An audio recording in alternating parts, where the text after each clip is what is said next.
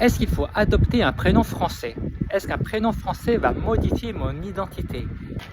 Dans le post de Jean, il parle de cette histoire. C'est la directrice d'un master en France qui a du mal à prononcer et à se souvenir des prénoms chinois. Et donc elle a demandé à Jean de l'aider à mieux prononcer les prénoms chinois. Elle avait peur de faire une négation de l'identité de ces étudiants chinois. À mon avis, on se trompe de combat. Pour moi, une identité, ce n'est pas son prénom, mais c'est ce qu'on fait. C'est nos compétences, c'est ce qu'on construit, c'est ce qu'on apporte au monde. Je vais prendre un exemple. Lisa, vous connaissez la chanteuse thaïlandaise, coréenne. Elle est d'origine thaïlandaise, elle a un prénom thaïlandais. Mais vous l'appelez Lisa, vous la connaissez par son prénom Lisa.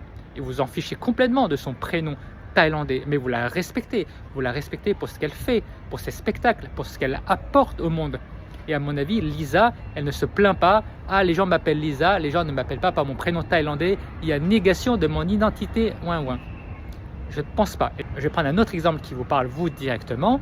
C'est, vous vous souvenez des gens qui vous ont aidé, les gens qui vous ont aidé à réparer quelque chose, les gens qui vous ont aidé à déménager, les gens qui vous ont soigné. Vous vous souvenez de ces gens-là, mais vous ne vous souvenez pas de leur prénom ni de leur visage, mais vous vous souvenez de ce qu'ils ont fait pour vous.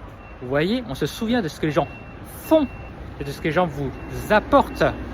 Pour moi, si je pouvais rencontrer cette directrice de master, je lui dirais: vous voulez bien prononcer les prénoms français, c'est bien, c'est honorable, il faut continuer, mais ce n'est pas la priorité. Vous, en tant que directrice de master, vous avez les ressources, vous avez les relations, vous avez l'autorité, vous devrez utiliser votre cœur et énergie à apporter plus d'aide aux Chinois, des meilleurs cours, un meilleur diplôme, contacter les entreprises pour aider les Chinois à obtenir un travail. À mon avis, c'est ça qui est important dans votre liste de priorités. Votre directrice de master prononce mal votre prénom, c'est en bas de la liste, c'est beaucoup moins important à mon avis pour vous, n'est-ce pas? L'article de Jean est très intéressant, je vous invite à aller le lire sur son Xiaohongshu, je vais remettre le lien sous les commentaires.